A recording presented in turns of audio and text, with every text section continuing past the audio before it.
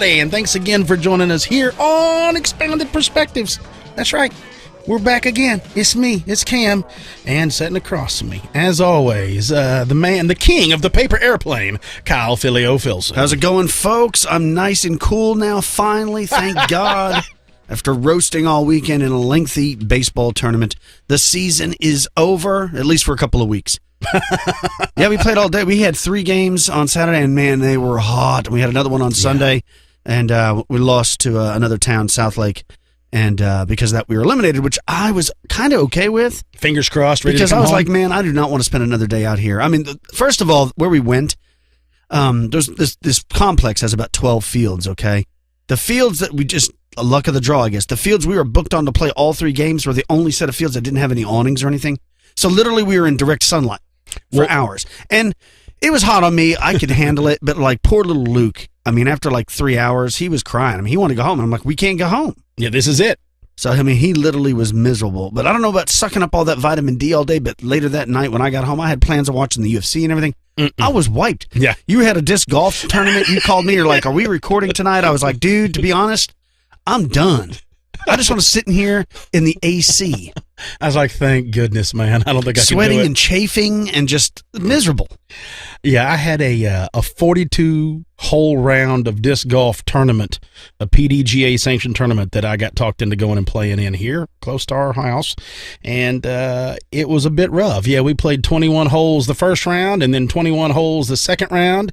In that heat, me carrying around my giant backpack full of discs, and I was trying to do some videoing, and that wasn't working out. Just, dude, I was spent. But I shot not well, but I didn't shoot terrible either. But, dude, I couldn't take it. I think it's the weight of carrying the backpack. You ever seen one of those things? So you're telling me you'd never be a Sherpa? Yeah, I don't think I could handle being a Sherpa. You know what I'm saying? Even a just big-time backpacker, right? Well, I could handle that. That wouldn't be a problem because I don't think, like a through hike. I plan on doing some through hiking, but you're looking for a light pack. Mine's got discs and bottles of water and video cameras and all that stuff in it. Like my backpack probably weighed between 40 and 50 pounds that I'm lugging around out there by the time I get all my stuff in it. So that's what I said is they make a cart. They have these disc golf carts that you can pull around. Got their built-on little seat, and you keep all your stuff in it. And I always said, I'll never have one of those because those are for old men. Old men pull those around. Well, apparently, when I wasn't looking this weekend, I became an old man. So that's when I decided I need to find me one of those carts. You should just hire, from the college nearby, pay some girl to carry your stuff for you. Just have her walk around. Like some hot chick? Like a caddy, yeah. That'd go over real well with my wife. What are you doing? Oh, me and the hot chick is going to go throw disc golf. Right? Yeah, but that wouldn't work out so looked like well. You were balling out of control. Dude, I was so spent that day that I'm glad we didn't have any plans because, I really think I got so much sun, I was going to be sick. But I survived. Made it through it, right? I survived. You probably learned something? Oh, we had a wonderful time. A wonderful time. Made a bunch of new friends. That's what I love the most about the whole thing. But it's funny you bring up Caddy. There was a fella there playing, and he was probably a little older than I was. And apparently his college-age son had made a mistake in life, not made the best choices, okay? Okay. He was caddying for his father. Oh, there you go. Hey. And he was not happy about it. Probably not. There was no smile on his face. The dad would throw, and then he would walk a little ways. He'd turn and look, and he goes, "Come on, boy." And then he would just like, "All right, Pop." And you just see him. Here he comes down through the son was doing it, but he didn't seem happy. I have to ask you something because I've never been disc golfing before, but this is very common on regular golf courses. Are there like uniforms? Are there like guys that show up to the golf course in super expensive, lavish disc wear, golf wear? Yes. And that are terrible? Yes. There is? Because I know in regular golf, you'll see a guy to get out, and he's got on a $400 golf shirt, some, pressed pants. Yes. And it's $100 out, and you're like, what is this guy? I mean, we're not in the PGA. You don't have to wear slacks, buddy. Yeah. And then he gets out there, and then he just starts shanking them. Well, I want to say, thanks to Carl and Jason and Chris, and they're probably listening because they found out about the show over the weekend of us discussing. There was another fella I played with, and I hope he doesn't hear this, but yes, he was dressed very well and played very poorly. So I'm not giving out his name, and if you know it's you that you're talking about, I'm sorry, bro, but somebody should have told you. That's just funny. That had all the guys fancy shirt and shorts, and I mean, he was dialed in, right? Dialed in, had all the rule book with him, the whole thing. I'm like, come on, bro, let's just play. But right? we had a great time. Like I said, made some really good friends because they break you all up, and it's not playing with anybody you know. But yeah, we had a very, very great time. Speaking of great times, I know you folks out there in the UK, y'all like to party it up. I know y'all like to drink a few pints, let your hair down after a football match. I know y'all enjoy these kind of things, right? I mean, everybody kind of enjoys these kind of things. But this just come from the newscientist.com. This is something I think y'all are going to enjoy. The UK's first public autonomous taxi trial is to begin very soon, folks.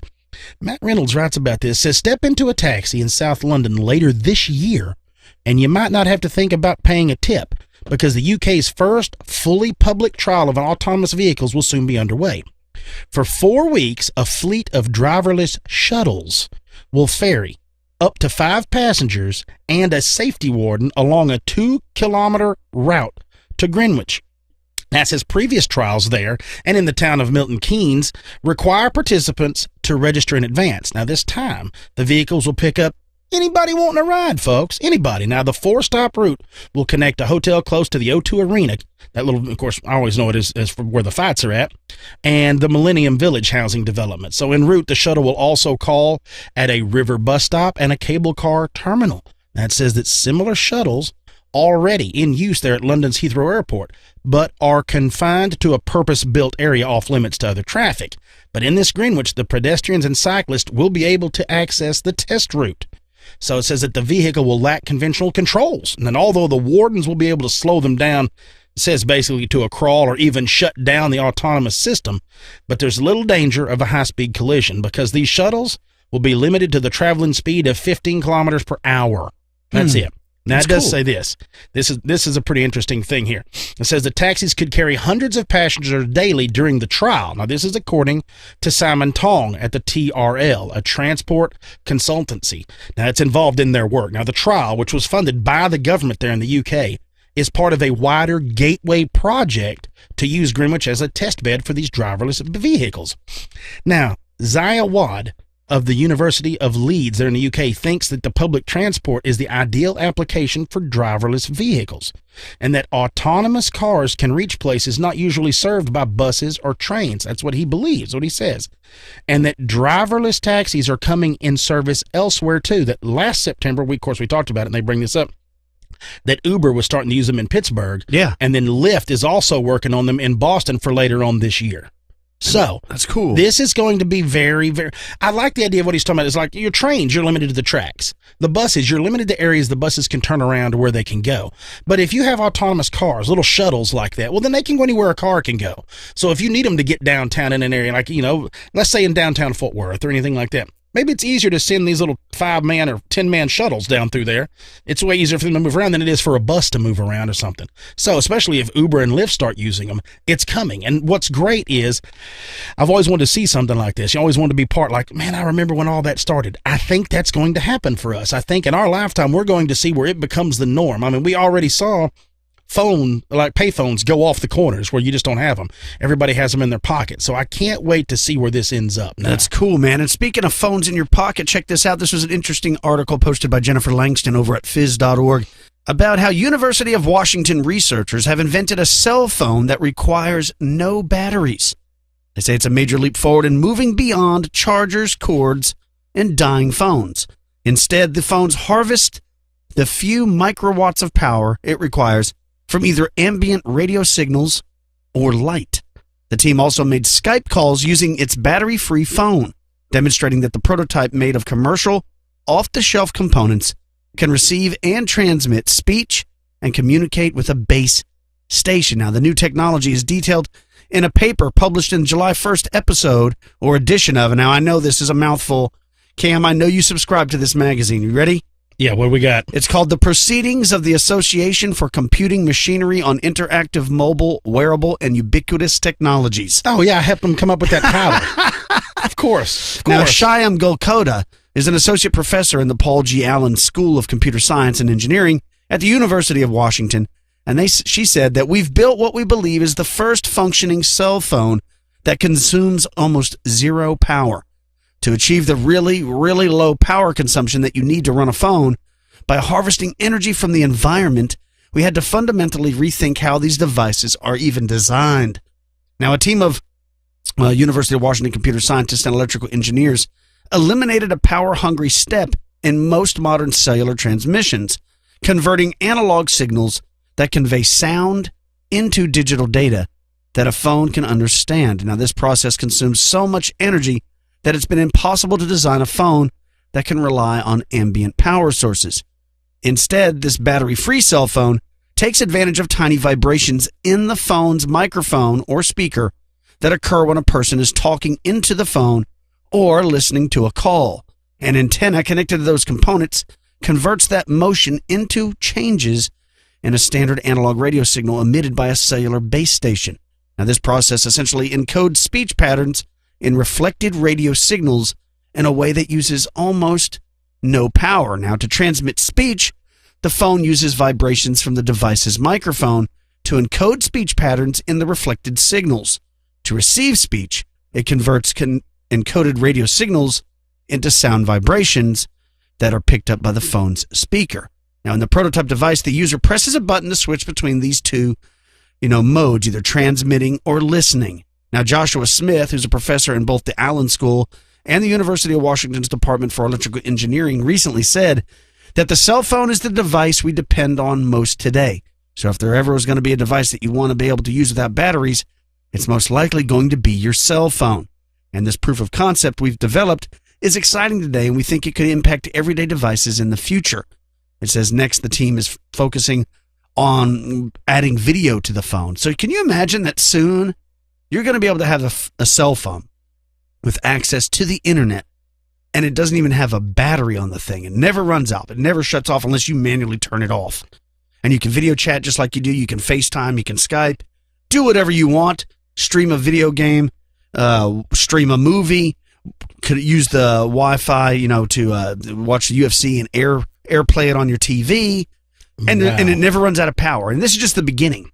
So, you start thinking about lots of devices like that, other than eventually have, cordless drills that never run out of power. I think it's coming. Radios, that you can play on the beach all day and you don't have to worry about it ever running out of power.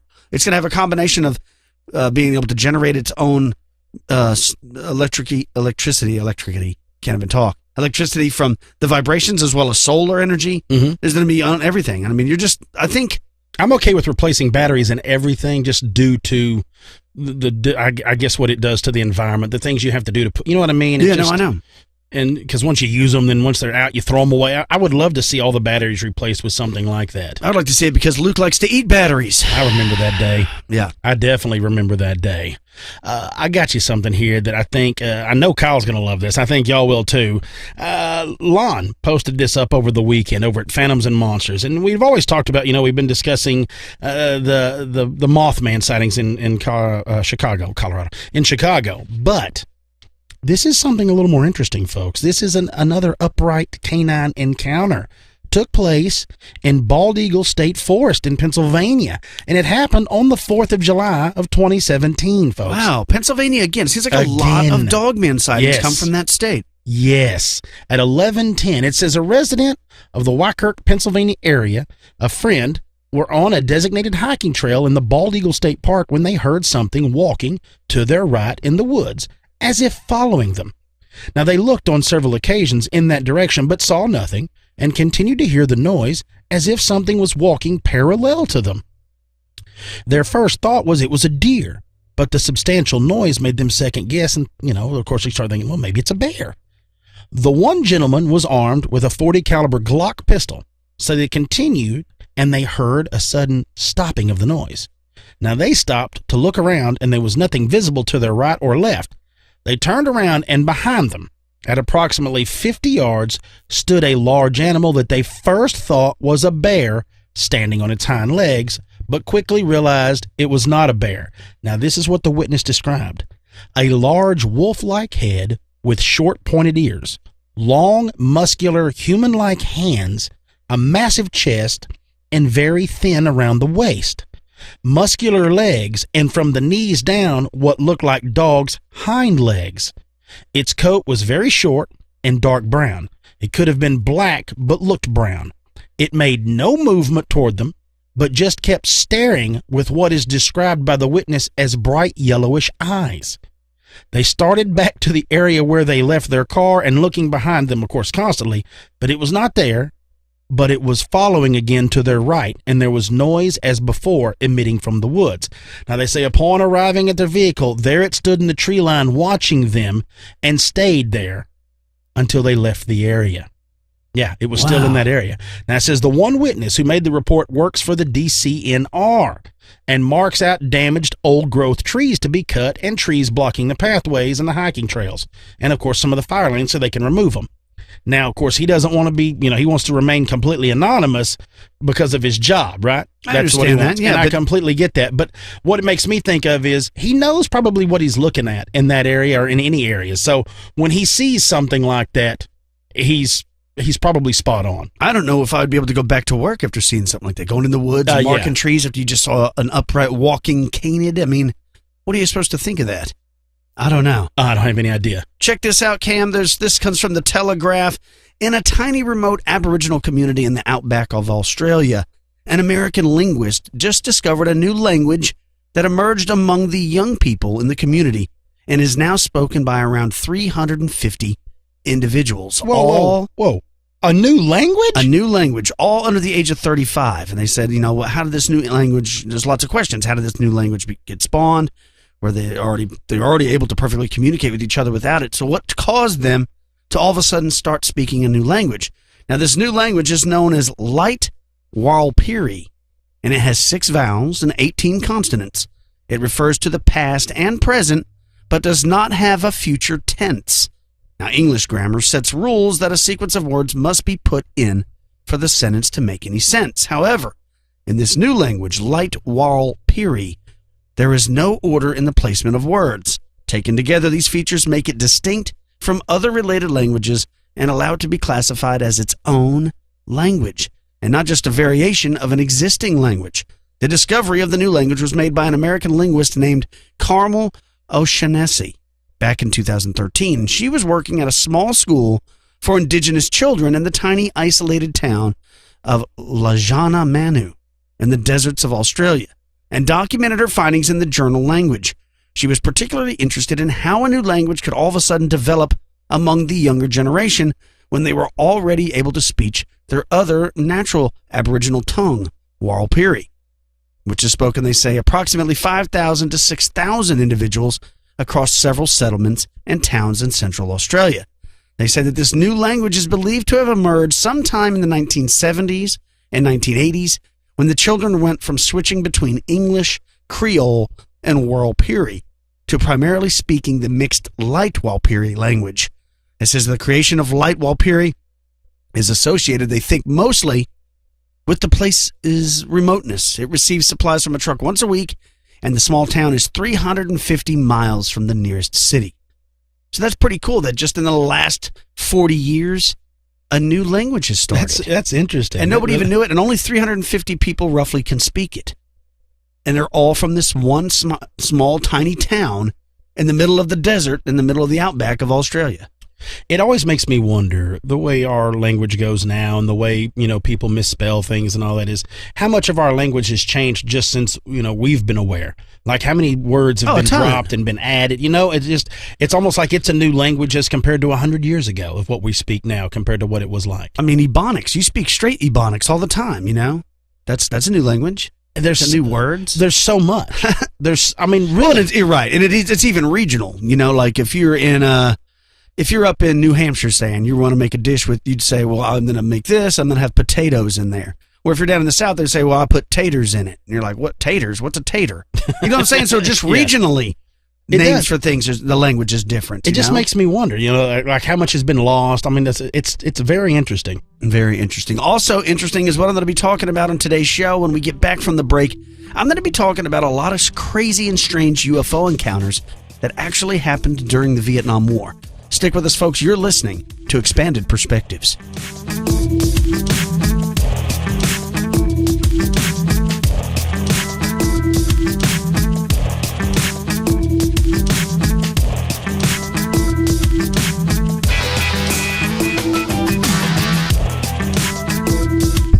Y'all listening?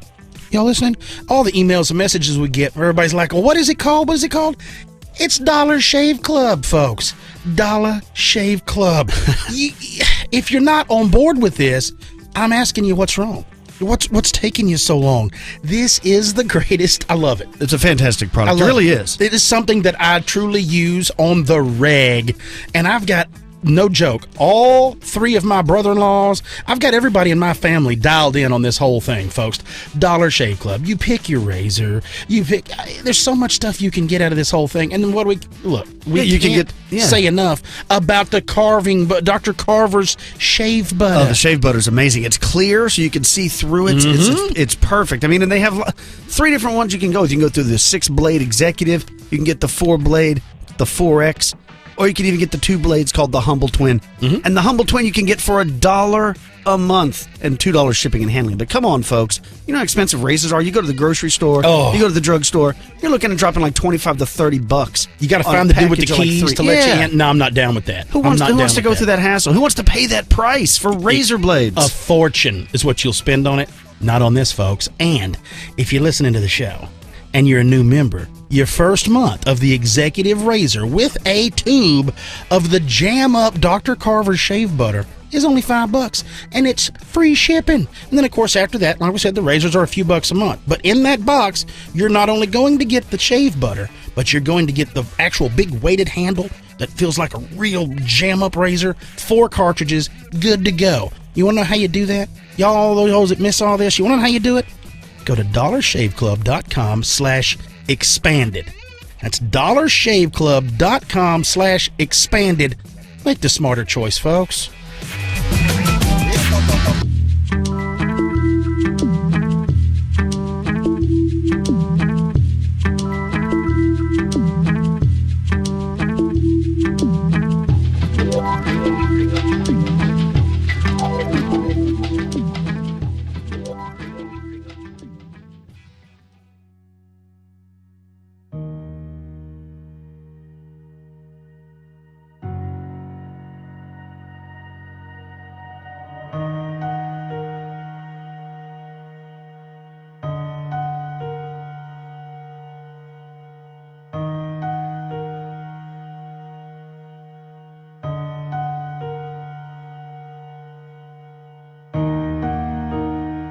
UFOs have had a long-time relationship with us, and for some reason, they seem quite interested when we humans are at war with one another.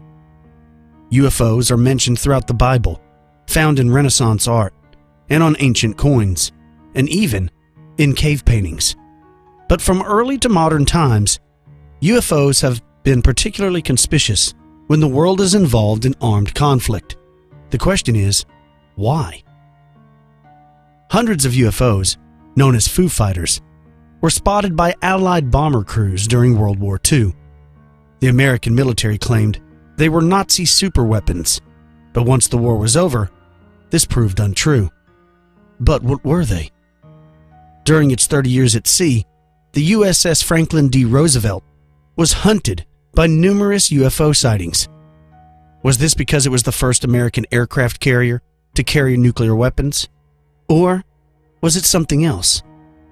There were numerous sightings by fighter pilots during the Korean War as well, along with UFOs hovering near or above our intercontinental ballistic missile sites. For whatever reason, they seem very intrigued in our wars. But they don't only watch or spectate. Sometimes they actually get involved. What most people don't know is that there were more UFO activity during the Vietnam War than any other. In fact, there were numerous bizarre reports of actual confrontations between military forces and other forces not from this world. Starting with sightings and conflicts in the air, apparently a few F-4s, A-6s, and A-7 jets were involved with what seems to be a dogfight with UFOs at Dong Ha Base, where Newsweek correspondent Robert Stokes happened to be at the time to witness the entire event. According to Stokes' report, 13 sets of yellowish-white lights appeared over the nearby Ben Hai River, after which jets were sent to intercept. One of the fighter pilots apparently managed to shoot one of the lights out of the sky. Strangely, when the reconnaissance planes were scrambled to investigate, the crash site was only a charred, burned-out spot on the ground, with no discernible wreckage at all. In another strange account, in the early 1970s, an American B-52 bomber went down over Laos under very mysterious circumstances, with some last communications from the downed plane making frantic claims that they were under attack from a UFO, which looked like a large light. A Green Beret captain named William English was reportedly assigned to Special Forces investigation team sent out to go and try to uncover what had happened to the B-52, and they were able to locate the plane in the jungle. Oddly, the craft was found to be fully intact and sitting on the jungle floor as if carefully placed there, with no trail of leveled vegetation to indicate a crashed landing. An inspection of the hull showed no signs of external damage from a crash or any indications of being hit by flak, bullets, or a missile strike. The only damage that could be found was discovered on the bottom of the plane, as if it had been simply dropped there from some height, as if a large crane had lowered the plane into the middle of the jungle and then dropped it when it was 50 feet off the deck. As weird as all this was, things would get stranger still when the cockpit was pried open. The entire crew of the plane was allegedly found still strapped into their seatbelts and had been disfigured and mutilated somehow, although the report is not clear on just what way. Other than this, the rest of the cockpit was completely pristine, undamaged, and in working order. So what happened to the B-52? Indeed, it seems that aircraft during the Vietnam War were often threatened by unidentified flying objects, which seemed to often buzz and almost appear to be toying with the military aircraft. In most cases, these strange objects would be gone before the targeted fighter could even have a chance to respond. A former U.S. intelligence officer based in Vietnam by the name of George Filer has claimed that during his time in the country, he was tasked with dealing with a wide range of such aerial encounters that defied explanation and engagements between military aircraft and UFOs. Filer would say of these incidents, "You'd have an aircraft flying along, doing around 500 knots, and a UFO would come alongside, do some barrel rolls around the aircraft, and then fly off at 3 times the speed of one of the fastest jets we have in the entire Air Force. So, obviously, they have the technology far in advance of anything we have." Unknown objects were often sighted by radar, roaming up and down the coast, and apparently, no one could quite figure out what they were. They appeared on radar to be low, slow-moving objects, just like helicopters, but often there would be no visible confirmation, or would not look at all like helicopters. They were also prone to just disappearing into thin air, and jets, scrambled to intercept the objects, would arrive to find nothing there at all. Troops on the ground would sometimes witness the lights appear and disappear out of nowhere. And in one such case, American artillerymen reported seeing a group of mysterious lights along the Ben Hai River, but when they opened fire on them, the objects had suddenly vanished as if they had never been there at all. At no point did anyone report seeing an actual helicopter, and the strange objects were always described as moving lights, often hovering erratically or moving in sudden bursts of speeds inconsistent with that of a helicopter.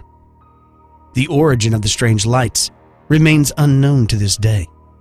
There were theories at the time that somehow a misreading of radar signals had occurred, which had then made other friendly vessels appear to be slow-moving blips, or that the North Vietnamese had more helicopter power than had previously been assumed.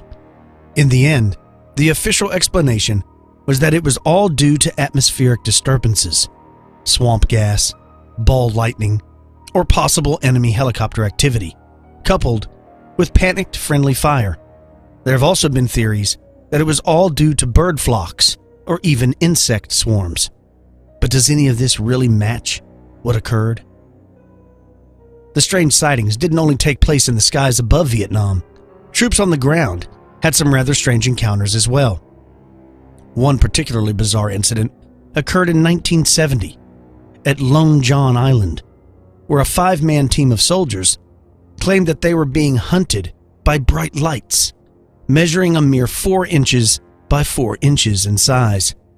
These lights were described as disc-shaped and having what were called black eyes, and they were said to be capable of great feats of maneuverability, darting, zigzagging, and hovering all over the place. The team claimed that when they fired upon the objects, they would shift color to an angry glowing red, with the black eye part morphing into a bright green. These intimidating and menacing lights apparently stalked and attacked the team during both daylight and nighttime hours over a period of 5 days, often coming shockingly close to within 5 feet of the team's position. One of the men supposedly took several photos of the bizarre incident.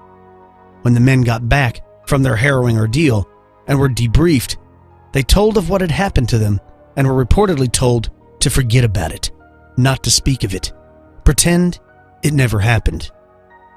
Their equipment was also searched and some of it confiscated, including the pictures that had been taken. People were brought in to interview them extensively on what they had seen, and although it was unclear who they were, at least one of the men was convinced that they were CIA.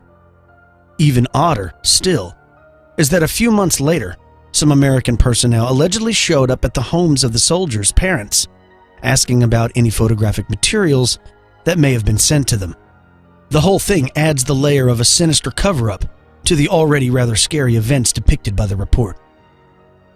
Another strange event allegedly occurred on June 15th, 1968, along the Demilitarized Zone, or DMZ, between North and South Vietnam, where a patrol boat known as PCF-12, commanded by Lieutenant Pete Snyder, was on a routine night patrol near Qua Viet. At 12:30 a.m., PCF-12 reportedly received a frantic distress call from another patrol boat in the vicinity, PCF-19, claiming that they were being attacked by unidentified lights they were calling enemy helicopters, which seemed odd because the North Vietnamese enemy were not known to utilize combat helicopters at the time. Snyder ordered the PCF-12 to head for PCF-19's position to offer some assistance. And as they closed in, they reported spotting in the sky 2 circular bright lights immersed in a strange glow hovering over PCF-19's position. As they approached, one of the strange lights reportedly emitted a bright flash of light, after which PCF-19 exploded in a cascade of water and flying debris. Directly after the destruction of PCF-19, the 2 enigmatic lights were described as rapidly accelerating away towards the sea as PCF-12 scouted the area for any possible survivors of the carnage that they had just witnessed. 2 wounded men were found and recalled that the 2 UFOs had been trailing them for miles along the river. The survivors then claimed that they had decided to fire upon the threatening, mysterious objects, and that was when one of them had issued a piercing blast of light and obliterated their boat. At first, it was thought by officials that the PCF-12 had been the victim of an enemy missile fired from the shore, but a later AP dispatch from Saigon would quote a military spokesman as having attributed the loss of PCF-19 to an unidentified object and not enemy coastal batteries or missiles. The PCF-12 continued its patrol up the river and were soon approached by the same 2 unidentified lights, which took up positions, hovering on the port and starboard sides around 300 yards away and 100 feet above the water. PCF-12 called in to headquarters to try and get an idea of what they were dealing with, but were met with the response that there were no aircraft in the area at the time. Realizing that these craft were not friendly, Snyder ordered his men to open fire on the lights, which apparently did little to phase or even slow them down. The PCF-12 began to retreat at full speed as two mysterious aircraft tailed and stalked them, flickering in the night the whole time.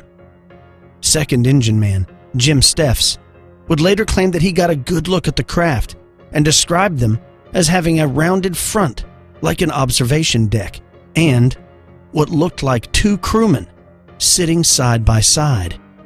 Strangely, although no weapons could be seen mounted on the unidentified aircraft, PCF-12 nevertheless found itself being fired upon. Steffs remembers seeing tracer rounds piercing up into the night from the nearby base, Point Doom, with their targets being what he said were other far-off blinking circular lights whizzing about in the sky above. Eventually, a group of Phantom F-4 fighter jets arrived to converge upon them and chase off the strange lights that were plaguing PCF-12 out to sea, leaving the crew to wonder what in the hell had just happened. While all of this was going on, there was an even stranger event taking place out in the South China Sea with an allied ship of the Royal Australian Navy, the HMAS Hobart, which was patrolling near Tiger Island, about 20 kilometers off Cape Lay, and reported sighting up to 30 unidentified slow-moving lights hovering in the night sky near their ship, which were at first thought to be Russian-built Hind helicopters, but upon closer inspection, it could be seen that they were not. U.S. 7th 4th Air Force Phantom fighter bombers were sent to engage, supported by generous anti-aircraft fire from the ground. The lights flew out to sea as they were pursued by the fighters, which fired upon them mercilessly, along with several other military ships in the area, which unfortunately contributed to the friendly fire incident in which a U.S. Swift boat was sunk by missiles, killing 5 of the 7 crew.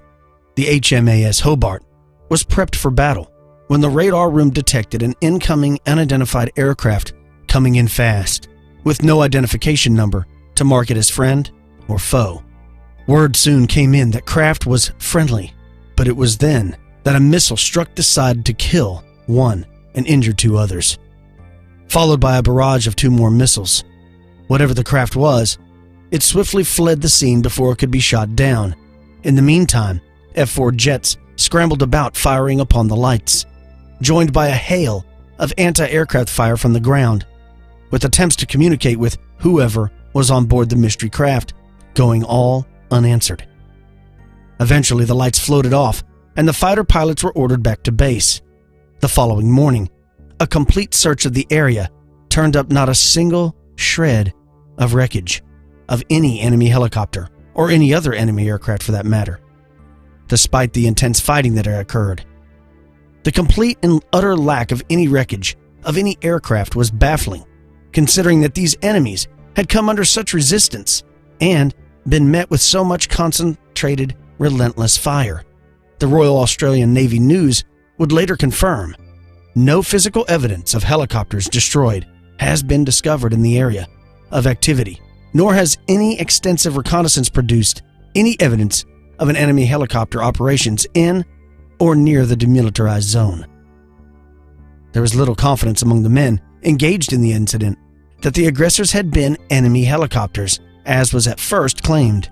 After all, if that were the case, they should have been decimated by the potent retaliatory force displayed upon their arrival and attacks. There was also no trace whatsoever of helicopters at the time in the area before or during the incident, and no wreckage afterwards. A skipper aboard the Hobart during the baffling engagement would later claim that it was certainly not enemy helicopters, expressing his doubt of such a theory by saying, "Neither before nor after the incident was there any report by any of the ships of a helicopter being there or around Tiger Island." Now, having said that, the captain of one of the American ships told me later at Subic Bay that he thought that there were helicopters there, but the fact is, he didn't report, and if he did believe there was a helicopter, it was his duty to report it at the time, but there was no such report. American forces were certainly not the only ones apparently dealing with UFOs. In the summer of 1968, a Ranger Recon unit was operating along the DMZ in an area that was referred to as the North Country in the early morning hours. The team was wary and on edge, completely attuned to their surroundings, as it had already been established that the enemy Viet Cong was positioned on the other side of the hill, so the enemy could have been anywhere, creeping about in the jungle all around them. At approximately 2 a.m., the team claimed that a bright, fluorescent blue light could be seen closing in on their position, and that the strange, unidentified object stopped to hover momentarily around a quarter of a mile away before moving towards the baffled unit once again. The entire time, the flying object was said to be completely silent. As the recon unit struggled to comprehend this bizarre sight that they were seeing, the NVA on the other side of the hill, after presumably gawking at the sight as well, did what humans do and reportedly began firing at the light in full force. The night lit up with tracer rounds, blazing skyward towards the strange object floating there, and it must have been quite a haunting, mesmerizing sight. For a few moments, the object did not react, merely absorbing the assault without showing any sign of distress or damage. Indeed, it seemed to be completely unfazed by the barrage of bullets raging at it. Then, it was claimed that a blinding bright beam of light lashed forth from the object, and the NVA machine gun fire abruptly stopped, to send the jungle into a sudden silence so profound that it was jarring.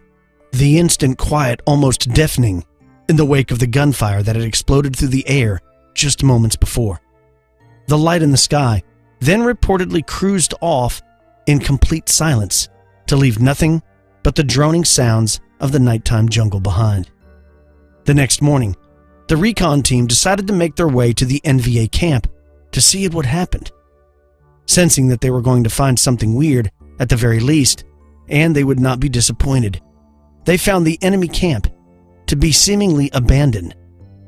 And strewn about were 12.7mm machine guns and other assorted firearms that looked as if they had been partially melted by a relentless, scorching heat. A closer inspection of the camp turned up what appeared to be piles of ashes and bits of what could have been charred bones scattered about. The leader of the team apparently took pictures of the scene, which he would later include in his report of the spooky incident. Shortly after, he went to rejoin his unit, but was told that he had been reassigned to another team. When he asked about what had become of his report and the photos, he was allegedly told that no such report existed, and that if he were to continue pressing the matter, he could face prison time. Other members of the team were purportedly similarly intimidated with similar threats.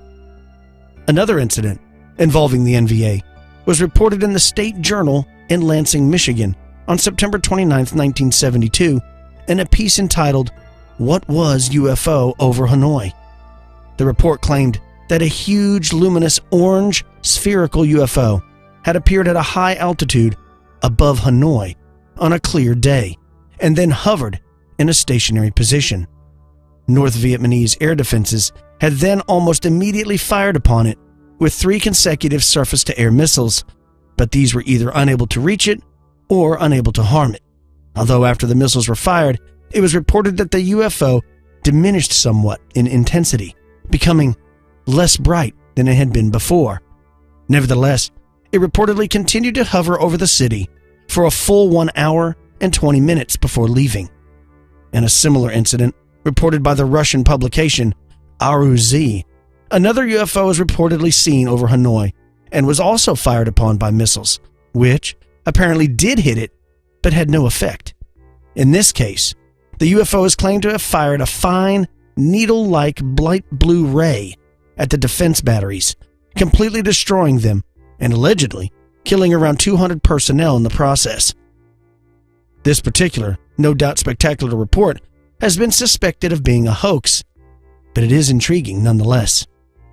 In some cases, these strange objects in the skies have apparently been attacked by both sides of the Vietnam conflict at the same time. One amazing such account was published in the News World in 1982, an article entitled "Staten Island Researcher Inspired by Encounter in Vietnam War." The witness was a soldier by the name of Pete Mazzola, who was stationed in Vietnam from 1965 to 1970, and claimed that he had already seen plenty of unidentified lights in the sky during his tour, even before the frightening incident that would change his life forever and truly convince him that UFOs were real. According to Mazzola, in 1967, he had been a young soldier serving in a forward observation patrol that was tasked with radioing in the coordinates of enemy positions to U.S. Navy ships waiting in the nearby South China Sea, which would then bombard them from the water. During their mission, Mazzola's patrol found itself under attack by an enemy unit and took cover in a patch of thick, tall grass.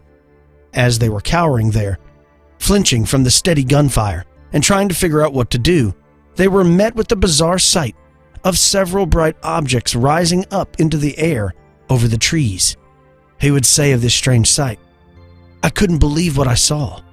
The other guys saw it too, but afterwards were too shocked to talk about it much, except to say, 'What the hell was that?'" The lights proceeded to soar up over the rice paddies and palm trees, and as they did, so were suddenly attacked by incoming shells from the American ships to the south. The thunderous explosions deafening to the terrified squad on the ground. Moments later, more shells and missiles began to bombard the mysterious lights, this time from NVA positions in the north, and it seemed as if both sides of the war had momentarily forgotten about their differences to focus their booming violence on these mysterious, unearthly objects. Although shell after shell whizzed through the air towards the enigmatic lights, none of them appeared to actually meet their targets, always exploding before making contact, to leave a puff of black smoke hanging in the air, well short of their mark. Throughout it all, the objects were described by Mazzola as being quite calm, hovering, silently, gracefully, until around 5 minutes into the onslaught, when they apparently had enough and shot up into the sky in unison with blinding speed. Mazzola would later speculate that the UFOs had been employing some sort of device that had somehow prevented the missiles and artillery shells from reaching them. The strange incident had such a profound effect on him that the once skeptical Mazzola, who in later years became a New York City police detective, would go on to form an organization devoted to investigating the UFO phenomenon called the Scientific Bureau of Investigation. So, what was going on in and over Vietnam during the war? Would trained Navy and fighter jet personnel go to engage such mundane phenomenon? What hit the Hobart? Indeed, what attacked the PCF-12 and 19 at precisely the same time? If there were enemy helicopters involved, where was all the wreckage? Why were they never successfully shot down? And wouldn't these trained men know helicopters when they saw them? It is also strange that an enemy helicopter would so brazenly venture over the heavily defended DMZ, and it would be strange that they should fly around with their lights on all of the time for hours on end. In the case of the Hobart, it seems obvious that this was some sort of concerted attack, but by who or what remains open to debate and speculation. It is interesting that these reports make mention of enemy helicopters, as this term was used so often to describe any unidentified lights in the sky in Vietnam that it became sort of a code word for UFO. Regardless of any relation the object had to an actual helicopter, becoming sort of a catch-all phrase for anything strange or weird in the sky. The fact that the Viet Cong were not known to use helicopters made it a perfect way to explain discreetly when men were seeing something in the sky that shouldn't be there. On October 16, 1973, the United States Air Force Chief of Staff General George S. Brown gave a press conference in Illinois where he addressed his terminology to some extent when asked about UFOs in Vietnam, saying, "I don't know whether this story has ever been told or not. They weren't called UFOs.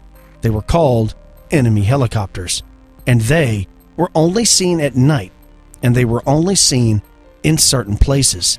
They were seen up and around the DMZ in the early summer of 1968, and this resulted in quite a little battle.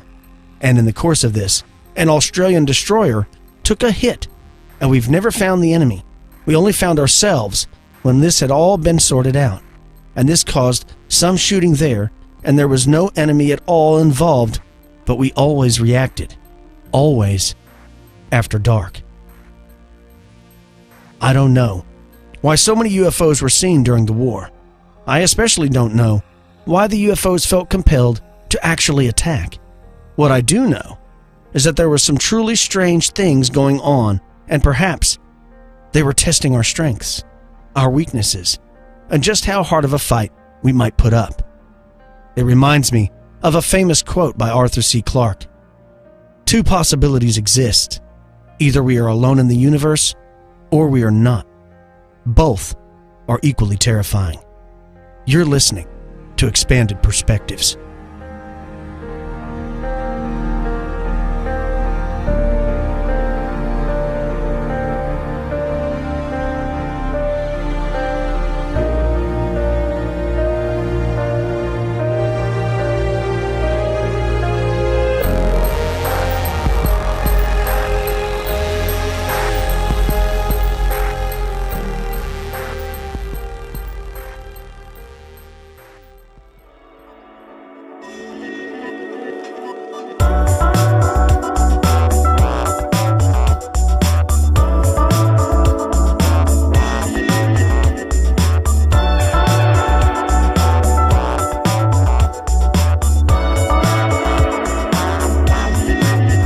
Hey folks, I gotta tell you something real quick. Something that's really unique that happened to us. My daughter and I share a fascination with books, and we kind of like to trade them back and forth and talk back and forth of what books that we like. And she had found something several months ago online called Book of the Month, and we'd talked about it, never really pursued it anywhere. Well, then we were reached out to for them to support the show. And it's wonderful, and I made her smile so big due to this. She couldn't believe it. It's a wonderful service. It's a rapidly growing service. It's getting to be a big deal because, look, this is what I love. I love to read not just the stuff we cover, anything. And if you're like me, lots of times you don't have the time that you want to have to go and spend in a bookstore. You have to go through all this hassle. So this is no hassle. This is easy. You go online. They have all these new releases. I can't say enough about it.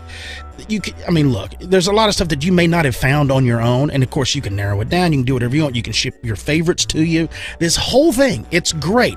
And look, you can get like one book a month. You can get up to 3 books you can add to it, but it's something that I have truly enjoyed sharing with my daughter. Her and I sat down. She picked out her book. This is what she wanted. She's a young girl. She loves getting stuff in the mail. We all do. Boom, lands in the mail. It was her name on it, the whole deal. She had a blast. This is something that I think you're really going to enjoy. And these are good books, man. These are like hardcover releases. These books are normally like $25 on up. Yes. And you can get them for $10. $10 shipped to you. $10. You don't have to leave your house. You don't have to hassle with it. It is awesome. You can even plan them out throughout the months to look ahead. You just plan out your deliveries and you're done. That's right, folks. Get your first book for $10 at bookofthemonth.com/expanded. You got to use that code if you want to get your first book for $10 at bookofthemonth.com/expanded.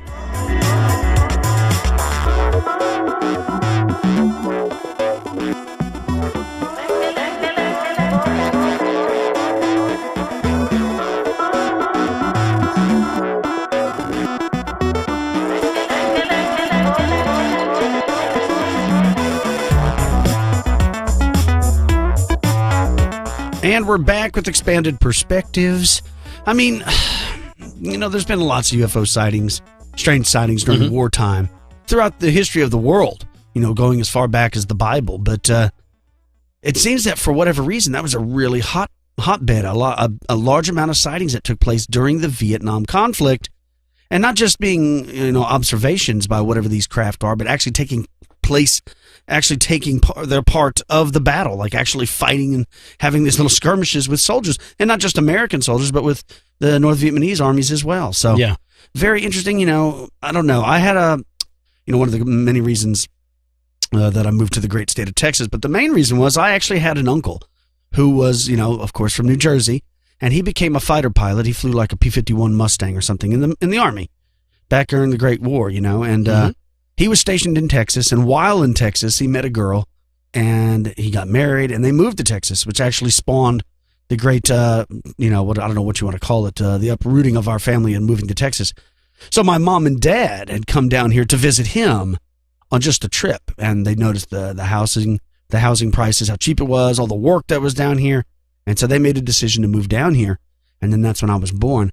But then, of course, my parents talking to their parents and aunts and uncles. So after a while, everybody from New Jersey just about has moved down here. Now, we still have family in Jersey, but, one of the things, the reason I'm telling all this is I remember that uncle who was the fighter pilot. He told me that while flying in his P-51 Mustang, that he actually saw some of these UFOs before. I mean, he saw them, whatever they called them, Foo Fighters or whatever. He knew several guys that saw them. And it was kind of like not a joke, but they didn't really talk about it with their, the upper levels of the military. But it wasn't something abnormal to them either. Once you had seen it, you were kind of like, yeah, there's something up there. We don't know what it is. Yeah, I think at that time, you're more worried about, German fighter planes or Japanese fighter planes. You're not really worried about these things. They didn't seem to be doing anything, but they did see them from time to time. So that's as I got older and I read these, I read all these accounts and books and I see the television shows, the documentaries, YouTube. And I have people that send emails every once in a while talking about how I can't believe how gullible I am and that, all this UFO stuff is all made up. And I'm like, well, that's your opinion. I have actually talked to hundreds of people now after starting the show, along with my uncle and family members who have seen things that they can't explain. So I do think there's something going on. Now, that doesn't mean the Foo Fighters or these UFOs or whatever. That does not mean they're extraterrestrial. It could be something from this planet, just something that's very top secret. Something like that. I don't know, but I like these stories. They're pretty crazy. Speaking of crazy, I'm going to ask the crazy man sitting across from me, Cam Hale. What do you think about these stories and these strange sightings in and around wars, especially the Vietnam War, where, there's like a PT boat and they think that they're having a firefight with enemy helicopters, even though they know the North Vietnamese army does not have helicopters. Yeah. And it appeared to be like they're in a firefight with UFOs. I mean, what do you think about that? How do you explain it? You really can't. There's no way to. I'm always fascinated by these stories because it seems like I think I've even talked about this before. I always think about the movie Predator or even Predator 2. No, we've never talked about Predator on the show. When they're drawn to conflict, these predators, and that's somehow it seems like.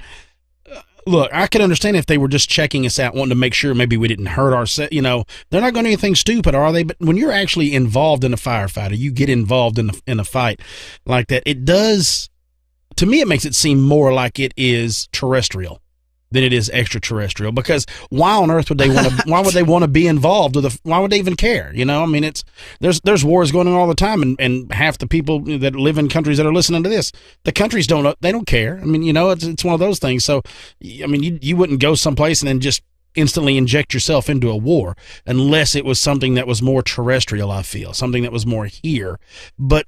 I don't know. It freaks me out to think about they only show up because if they only show up when there's conflict like that heavily in those areas, and I know we see them year round, we report on it all the time, but a lot of odd, heavy sightings around conflict, I don't think I want to be friends with those people. Yeah, it's strange that maybe they just are truly spectating. Yeah. Because it'd be like going somewhere and you find out that there's going to be a sword fight going down at the square. You probably would go down there and try to watch it too, I probably would. See what's going on. I probably would have to see a sword fight. That is no lie. I just wonder about the stress. Is it something that would be stress-induced? Is it something that these guys, maybe they didn't really see it, it was stress-induced from war, but then I don't know because we're not having, other guys report. It's not like it's not something that happens to everybody. And also now you talked about, let's say it's not, but the stress you're under in combat, and then imagine what it's like now you're seeing something that's a UFO, and you believe it to be extraterrestrial, and you're in combat with it? I'm not Will Smith, bro. This isn't going to work out. Man, that is truly terrifying. Speaking of terrifying, have you seen any scary movies recently? I know you go to the movies an awful lot. I'm going to go see, I want to go see the new Planet of the Apes. That movie. Ooh, that looks scary. It looks really good. But I'm trying to think. No, I really haven't. I started watching a new series on Amazon called Fortitude. And so far, I've really, really enjoyed it. But that's about the only thing I've really kind of dipped my toe in. But I am waiting for Game of Thrones. That one, I'm really looking forward to that. Yeah, that's coming up, man. I need to go back and watch a couple episodes from the last season because I kind of forgot where I'm at. But that's going to be exciting. Also, folks, if you have any news you'd like to share with the show, don't forget you can email the show anytime at expandedperspectives@yahoo.com. You can call the show 817-945-3828. And don't forget about our sponsors. Book of the Month. If you'd like to get $10 off your first book, you have to go to bookofthemonth.com/expanded. And Dollar Shave Club. You got to go to dollarshaveclub.com/expanded. If you'd like to get more of Expanded Perspectives, don't forget we do an additional show every week on Friday called Expanded Perspectives Elite. If you want to sign up for that, you can go over to the website, expandedperspectives.com, click on the Elite tab, and sign up there. It's easy. It's through PayPal. It's $5 a month. And you'll get an additional episode every Friday, as well as access to the entire back catalog. Now, trust me, the Elite tab is on the website. We give several people that'll email the show. They're in a hurry. They went to the website on their phone, and they didn't see it. And I'm like, did you scroll all the way down? Did you scroll all through the page? Are you sure it's not there? Because I've been working here for 4 years, and I know that it's on there. But if you have any problems with your sign-ups or anything, no jokes, just email the show, and Mary will take care of you. Hope everybody has a good week. For you Elite members, we'll be speaking to you again on Friday. For everybody else, stay out of trouble. I'm Kyle Filson. He's Cam Hale. Peace, y'all.